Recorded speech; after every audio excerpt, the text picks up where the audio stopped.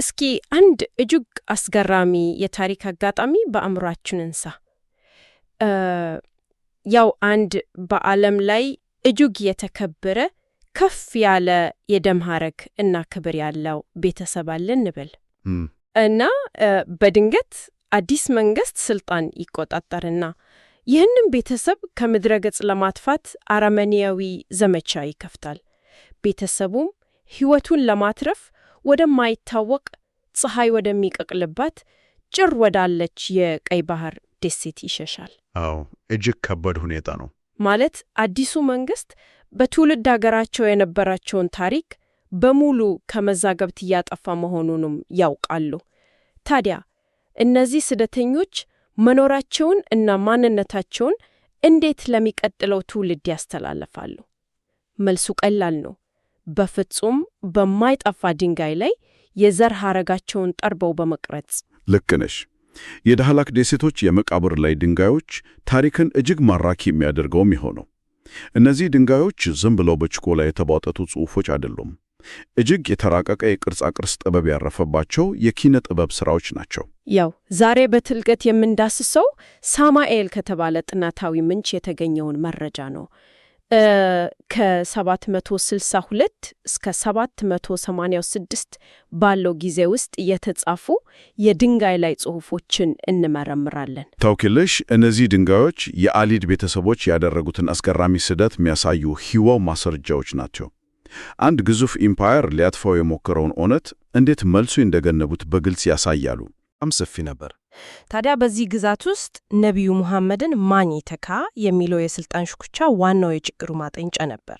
አባሲዶች ስልጣኑን ሲቆጣጠሩ የአሊድ ቤተሰቦችን ማለቴ በቀጥታ ከነቢዩ የዘር ሐረግ ተወልደናል የሚሉትን እንደ ዋነኛ ተቀናቃይ ነው ያዩአቸው። ምን መሰለሽ፣ ትልቁ ስጋትም እሱ ነበር።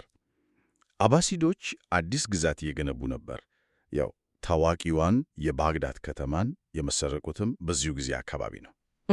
ልክ ነው። የዚያን ጊዜው ካሊፋ አልማንሱር ስልጣኑን ለማስናት ሲል ምንም አይነት ተቀናቃኝ እንዲኖር አልፈለገም። በ762 ሙሐመድ አልነፍስ አልዘኪያ ትርጉሙም ንጹሕ ነፍስ በመባል የሚታወቀው የአሊድ ቤተሰብ አባል በአባሲዶች ላይ ትልቅ አመጽ አስነሳ። ግን አመጹ አልተሳካ። ልክ ነሽ። በሚያሳዝን ሁኔታ በአባሲድ ጦር ተቀለበሰ። ያኔ ነው እንግዲህ አሰቃቂው የፖለቲካ ማጽዳት ዘመቻ የተጀመረው። ማዕከላዊው መንግስት እነዚህን የሐሰኒድ ቅርንጫፍ የሆኑ ቤተሰቦችን አንድ በአንድ ማደን ጀመረ። ከትውልድ ቀያቸው መሸሽ ብቸኛው የህልውና ጉዳይ ሆነ። እናም ወደ ዳህላክ ደሴቶች ሸሹ። አዎ፣ ግን እኮ ዳህላክ ስንል ዛሬ እንደምናስበው ውብ የቱሪስት መዳረሻ እንዳይመስልን። በወቅቱ እጅግ አስቸጋሪ፣ ፀሐያማ፣ ውሃ አልባ እና ለመደበቅ ብቻ የሚያገለግል ስፍራ ነበረች። እዚህ ላይ ነው የማዴሊን ሽናይደር ጥናት ትልቅ ሚና ይጫወተው። እሷ በእነዚህ ደሴቶች ላይ ያሉትን የኩፊክ ጽሑፎች በጥልቀት መረመረች። እና ምን አገኘች? በድንጋዮቹ ላይ ያሉት ስሞች ዝም ብሎ የነጋዴዎች ወይም የተራ ሰዎች እንዳልሆኑ አረጋገጠች። የሰዎቹ የዘር ሐረግ በቀጥታ ከአልሐሰን አልሙታና ጋር ይገናኛል። ዋው! ማለቴ ከታደነው የመዲና የተቋሙ ማዕከል ጋር ቀጥተኛ ትስስር አላቸው ማለት ነው። በትክክል ድንጋዮቹ የትኛው የደም ሐረግ ከየት ተነስቶ እንደመጣ በግልጽ እየመሰከሩ ነው። ታውቃለህ፣ ይህን ሳስበው አንድ ዘይቤ ወደ አእምሮዬ ይመጣል። ልክ ዛሬ ባለው ዘመን አንድ ግዙፍ የቴክኖሎጂ ኩባንያ የሰዎቹን ታሪክ ከኢንተርኔት ከሰርቨር ሙሉ በሙሉ አጥፍቶ የራሱን አዲስ ታሪክ ልጽፍ ሲሞክር አስበው። አዎ፣ መረጃ ማጥፋት። ልክ ነው። አባሲዶስ ያደረጉት ይህንን ነው። የባግዳድ ታሪክ ስረዛ ልንለው እንችላለን። ዋናውን መዝገብ አጥፍቶታል። እነዚህ ስደተኞች ግን የቤተሰባቸውን ታሪክ መቼም በማይጠፋ በድንጋይ ላይ ጽፈውታል። ሀክ ሊደረግ በማይችል ቋት ማለት ነው። አዎ፣ የራሳቸውን መረጃ መጠባበቂያ ወይም ባካፕ በድንጋይ ላይ ሰሩ። ያየሽ፣ የባግዳድ ታሪክ ስረዛን መቋቋሚያው መንገድ ይሄው ነበር። ማዕከላዊው መንግስት በወረቀት ላይ ታሪካቸውን ሲፍቅ፣ እነሱ ደግሞ በባህር ማዶ በድንጋይ ላይ ጽፎ የራሳቸውን ተቃራኒ መዝገብ አቆሙ። ወረቀት ሊቃጠል ይችላል፣ ድንጋይ ግን ጊዜን ተቋቁሞ እውነቱን ይናገራል። እሽ፣ የሐሰኒዶችን እጣ ፈንታ አየን። ግን ደግሞ ሌላኛው ቅርንጫፍ ሁሰይኒዶች አሉ። አመጹ ከከሸፈ በኋላ እነሱ ምን አደረጉ? በ786 ፋክ በተባለ ቦታ ሌላ አሰቃቂ እልቂት እንደተፈጸመ ምንጫችን ያብራራል። ልክ ነሽ። የፋክ እልቂት የሁሰይኒዶችን ዓይን የከፈተ ክስተት ነበር። ሐሰኒዶች በጦርነት አባሲዶችን ለመጋዳደር ሞክሮ ነው የጠፉት። ሁሰይኒዶች ግን ይህ የትጥቅ ትግል ራስን ማጥፋት እንደሆነ ተረዱ። ስለዚህ ስልት ቀየሩ። አዎ፣ የተለየ ስልት ቀየሱ። የእነሱ ስደት ወታደራዊ ሳይሆን አእምሯዊና አስተዳደራዊ ሽሽት ነበር። ጆቫኒ ኦማን የተባለው ተመራማሪ በዳህላክ ከቢር ያገኘውን መረጃ ስንመለከት የእነዚህን ሰዎች ንስባ ወይም የዘር ሐረግ እስከ ጃዕፈር አልሳዲቅ ድረስ ይወስደዋል። ጃዕፈር አልሳዲቅ እኮ በእስልምና ታሪክ ውስጥ እጅግ ከተከበሩት የሕግ ሊቃውንቱ አንዱ ናቸው። በትክክል። ቆይ እዚህ ጋር እንደሚያደናግር ነገር አለ ማለቴ። ይህን ጉዳይ ትንሽ ግልጽ እናድርገው። እነዚህ ሰዎች ከእልቂት በጭንቅ ያመለጡ ስደተኞች ከነበሩ እንዴት ወዲያውኑ የዳበረና ሀብታም የሆነ የሊቃውንት መደብ ሊሆኑ ቻሉ? ጥሩ ጥያቄ ነው። ያው ስደተኛ ሲባል ብዙውን ጊዜ ባዶ እጁን የሚሸሽ ለዕለታዊ ጉርሱ የሚጨንቅ እንጂ በሄደበት ባዶ ደሴት ላይ ወዲያውኑ ያማረ የድንጋይ ላይ ጥበብ የሚያስቀርጽ አይመስልም። ይህ እንዴት ሊሆን ቻለ? ምን መሰለሽ፣ ምስጢሩ ያለው የእነዚህ ሰዎች ማን ነበሩ በሚለው ላይ ነው።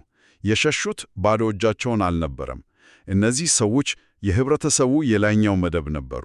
ሀብታሞች ነበሩ ማለት ነው። ቁሳዊ ሀብት ብቻ ሳይሆን ተንቀሳቃሽ ሀብት ማለቴ ዕውቀታቸውን፣ ክህሎታቸውን እና እጅግ ጠንካራ የሆነ የንግድ ትስስራቸውን ይዘው ነው የመጡት። ዳህላክ ደሴት ዝም ብላ የተገለለች ዓለት አልነበረችም። በቀይ ባህር የንግድ መስመር ላይ የምትገኝ ወሳኝ ቦታ ነበረች። እንግዲህ ከባግዳድ ማዕከላዊ አስተዳደር ቢገለሉም የንግድ ግንኙነታቸውን አልቆረጡም ማለት ነው። በፍጹም አላቋረጡም። ከህንድ፣ ከየመን፣ ከግብፅ ጋር የነበራቸውን ግንኙነት ቀጥለዋል። ማለትም መረባቸውን ይዘው ነው የተሰደዱት። አውታረ መረቡ ስላለ ደሴቷ ላይ ሆኖም ዓለም አቀፍ ንግድን መቆጣጠር ይችሉ ነበር ማለት ነው። አዎ፣ ዓላማቸው ዝም ብሎ መደበቅ አልነበረም። ቀይ ባህርን እንደ መለያያ ግድግዳ ሳይሆን እንደ መገናኛ ድልድይ ተጠቅመውበታል። የድንጋይ ላይ ጽሑፎቻቸው ጥራት ያን ያህል ውድ የሆነ ጥበብን በደሴት ላይ ማስቀረጽ መቻላቸው ብዙ ነገር ይናገራል። ቶሎ ራሳቸውን እንዳደራጁ ያሳያል አይደል? በትክክል። በፍጥነት ራሳቸውን አደራጅተው ወደ ገዥ እና ምሁራዊ መደብ መቀየር መቻላቸውን ያሳያል። ይህ የድንጋይ ላይ ጥበብ ያልከው ነገር ሌላው አስገራሚ ጉዳይ ነው። በመንጫችን ላይ ያጌጠ የኪዩፊክ ጽሑፍ የሚባል ቃል ተደጋግሞ ይነሳል። ይህ ዝም ብሎ የተለመደ ጽሑፍ አይደለም አይደል? በጭራሹ የተለመደ አይደለም። ያጌጠ የኪዩፊክ ጽሑፍ ማለት የፊደላቱ ጫፎች እንደ ቅጠል፣ ዊን ሐረግ እና አበባው ተቆልመው የሚወጡበት እጅግ ውስብስብ የቅርጻ ቅርጽ ጥበብ ነው። በወረቀት ላይ መጻፍ ራስ ትልቅ ችሎታ ይጠይቃል እኮ። ልክ ነሽ። በጠንካራ ድንጋይ ላይ መቅረጽ ደግሞ ምን ያህል የተራቀቀ ባለሙያ እንደሚጠየቅ ማሰብ አይከብድም። በ8ኛው ክፍለ ዘመን እንዲህ አይነት ጥበብ የሚገኘው በሂጃዝ እና ኢራቅ ባሉ ታላላቅ የከተማ ማዕከላት ብቻ ነበር። ታዲያ ይህ ውድና የተራቀቀ ጥበብ ዳህላቅ ላይ መገኘቱ ምን ያረጋግጥልናል? ሰዎቹ ያንን ጥበብ አብሯቸው አምጥቷል ማለት ነው። አዎ፣ ይህ ፎረንሲክ ማረጋገጫ ነው። እነዚህ መቃብሮች ዝም ብለው የእስልምና እምነትን የተቀበሉ የአካባቢው ሰዎች መቃብሮች አይደሉም። አፈ ታሪክ ፈጥሮ እኛ የነቢዩ ዘር ነን የሚሉ ተራ ነጋዴዎች ስም አይደሉም። እንዴ! በእርግጡም የከፍተኛ መደብ ሰዎች ነበሩ። አዎ፣ ይህ ጥበብ የሚያሳየው ሰዎቹ በቀጥታ ከሐሺማይት ማዕከላዊ ግዛቶች ይመጡ መሆናቸውን ነው።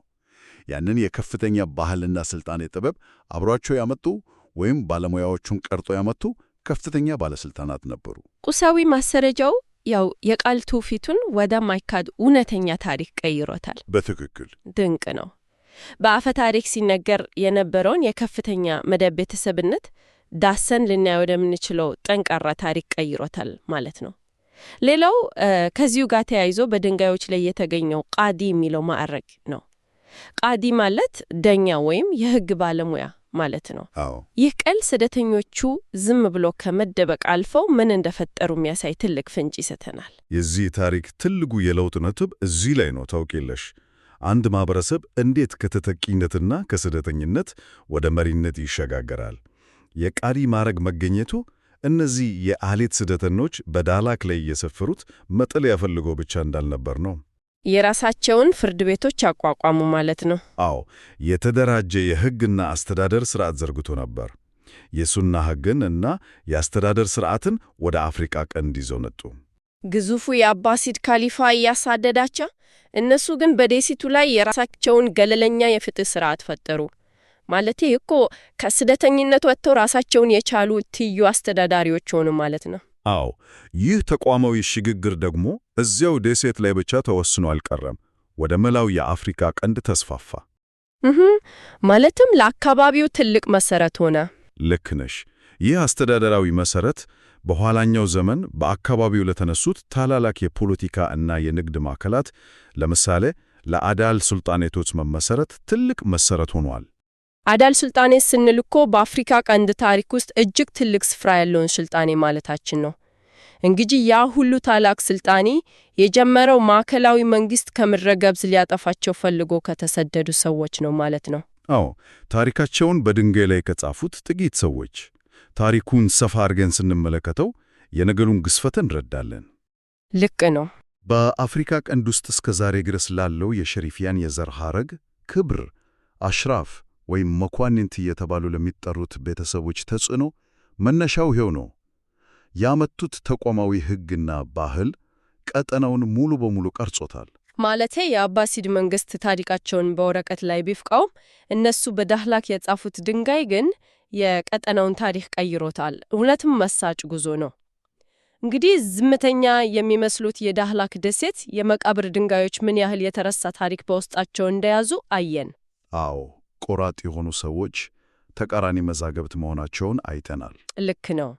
እነዚህ ድንጋዮች በውስጣቸው ታላላቅ መኳንንትን አቅፈው አፈታሪክን ወደ እውነተኛ ታሪክ ቀይረው የአፍሪካ ቀንድን አስተዳደር የቀረጹ ናቸው።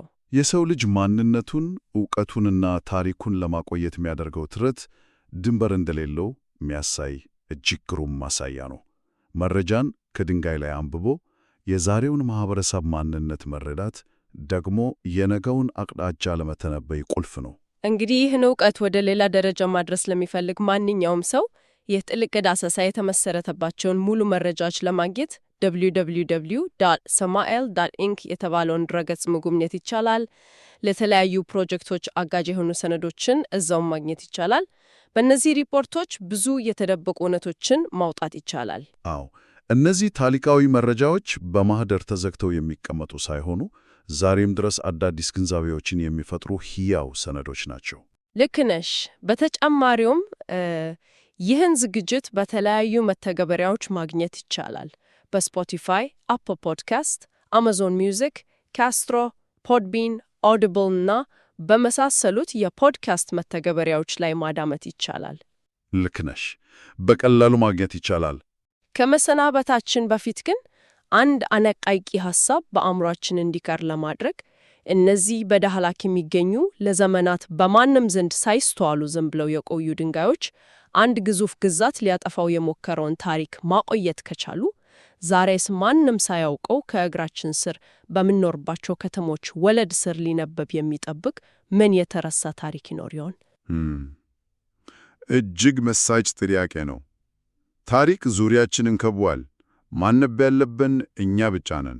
ለዛሬው ያዘጋጀነው ዳሰሳ በዚህ ይጠናቀቃል። ይህን አስገራሚ ጥያቄ እያሰላሰለን እንድንቆይ በማሰብ እንሰናበታለን።